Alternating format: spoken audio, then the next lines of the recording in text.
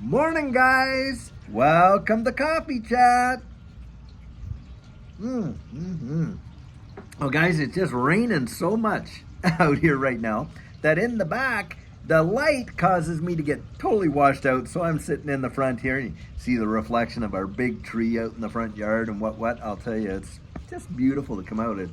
Actually, the rain makes it smell so amazing out here. It just is like you get it's like Irish Spring. Remember those Irish Spring soap commercials? That's what it's like to me. It's like, wow. Anyway, guys, this morning, Judy and I were up and we were listening to this whole deal with Christine Lagarde from the European Central Bank. She's president of the European Central Bank, and she's out there talking about how they're getting inflation under control and they're just going to keep their rates steady because inflation's at 2.4%, and the goal is, of course, 2%, and on and on. You start getting some questions from the gallery.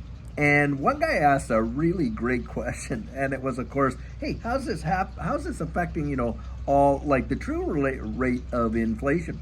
Well, Christine had to come out and admit that domestic inflation is not changing. In fact, in all of their numbers, of course, get this, food and energy costs are not included in how they calculate their inflation numbers. Oh, wow.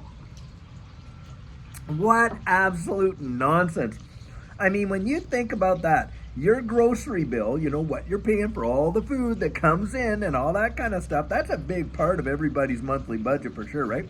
And energy costs, so you're talking about heating your home, your electricity, hey, the gas you put in your vehicle, on and on and on, and all that kind of stuff. And that is the real world inflation, isn't it?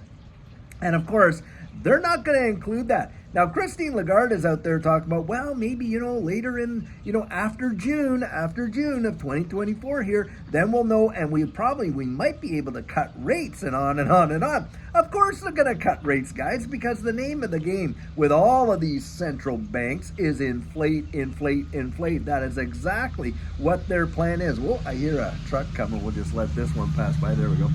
Anyway, that is the name of the game. Now, having said that, was reading two articles today.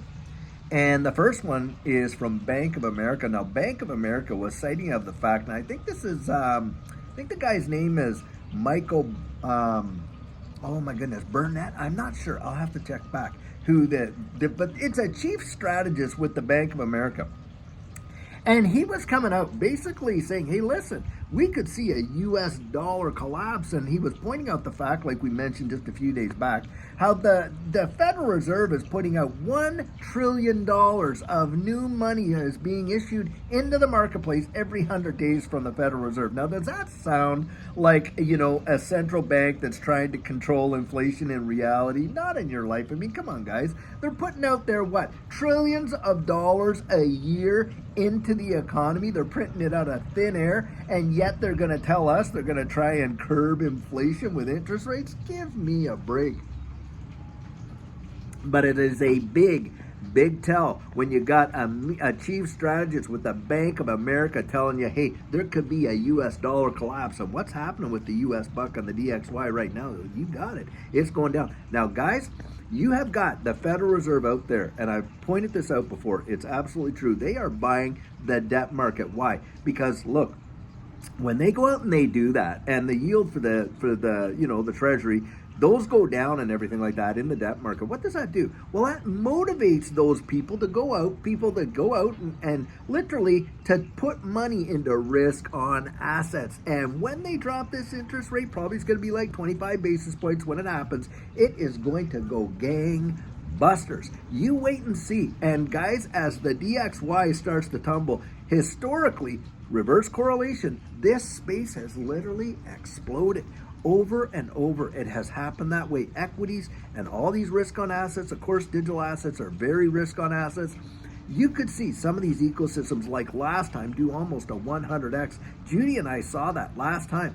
And so I think that that's a great possibility for what could come this time too. I absolutely believe that. Now, having said that, when you think about these kinds of environments that we're in right now, and you think about the average folks, most people don't even have a few bucks left over to go out there and genuinely invest. That is a fact. I mean, they're living literally, paycheck to paycheck. The stats show that, I think, Less than 40% of Americans have $1,000 saved in the bank, something like that. And when you look at credit card debt, it is going crazy. And the default rates for that credit card debt, wow. And this should literally terrify most of us.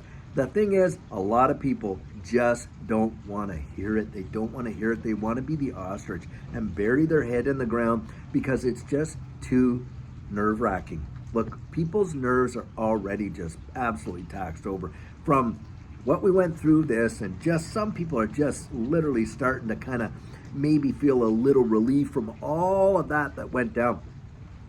But the reality is the majority of people, majority of Americans are not faring very well. So if you have the opportunity to sink a few bucks into this space, even if you think it's such a small amount, you should just literally be thanking God for the blessing that you have, that you can absolutely be able to participate in this space, because most can't. Now, having said that, even though they couldn't, I think a lot of people, like I say, are completely oblivious to it. They wouldn't do it even if they could do it because, of course, risk, right? They've been trained to believe the narrative.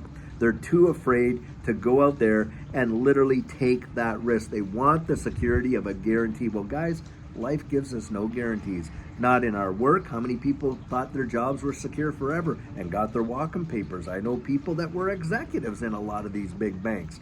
And that's exactly what happened. Now, having said that, did we not just see the New York Community Bank literally go down the tubes there? I mean, in one day, their stock dropped 42%. Wow. And you don't think that these big major banks like, JP Morgan Chase and all those, they didn't realize what was going on? Guys, these guys are salivating at looking at gobbling up all the various things that all these little banks and just consolidating their power in a big, big way. Because I'll tell you what, the depositors over at Chase, holy moly, have they climbed with a lot of these regional bank failures and stuff like that. Not to mention the assets and stuff like that.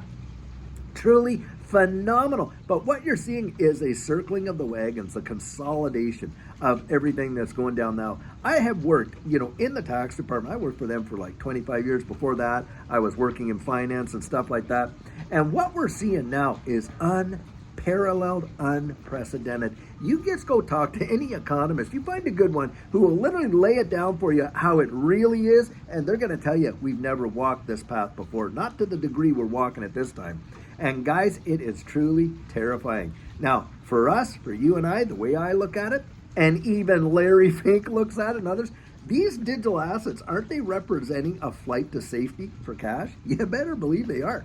And that's what's going down. Now, at the same time, what are we seeing? We're seeing gold at record highs, record all-time highs. Well, gold is certainly a tier 1 asset, a flight to safety for sure, isn't it? And, of course, these digital assets with their deflationary mechanisms baked right in. And that is true for Bitcoin, true for XRP, true for XLM, true for a bunch of them. And, guys, that's where money's going to flow. It's going to flow to where it's going to see the greatest level of safety with the biggest upside potential. That's a fact, Jack.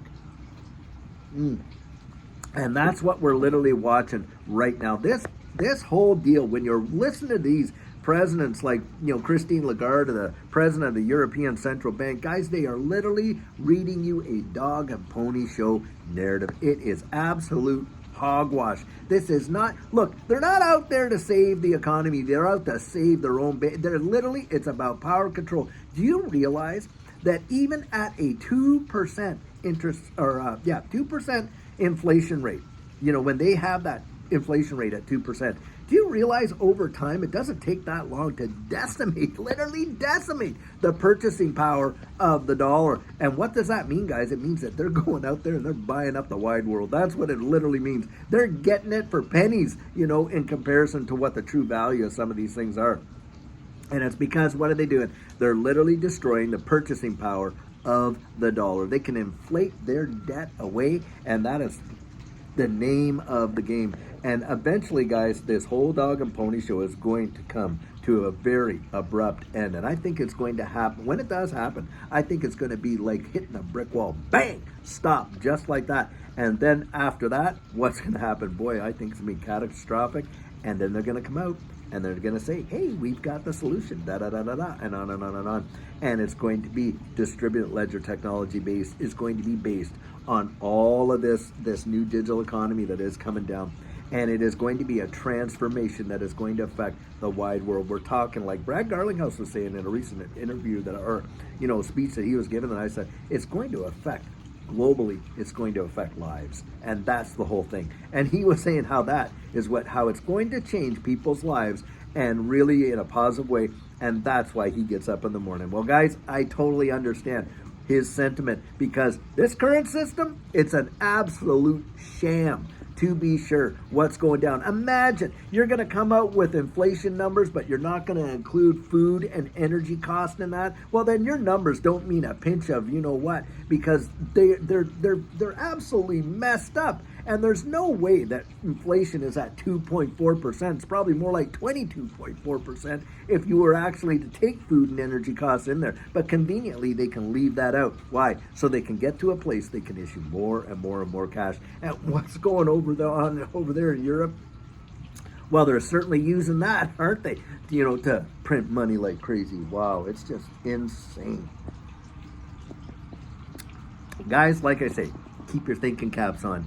Use what's right there, and you get out there, be as sharp as tacks. Don't let them buffalo you in with what's going down. And guys, we are literally right on the threshold of this space literally blowing up. I kid you not. And when it happens, it'll happen so fast, it's going to leave people literally on the floor. They are not going to believe it, and most of them aren't even going to be ready for it. And when it happens, bang, just like that, it will feel like a flip of a switch, and it will change lives. Watch and see. That's my estimation. Well, guys, I sure hope you're having an amazing day, rain or shine, wherever you are in the wide world. And until later on, we have a fabulous video for you. Have a great one, and take care.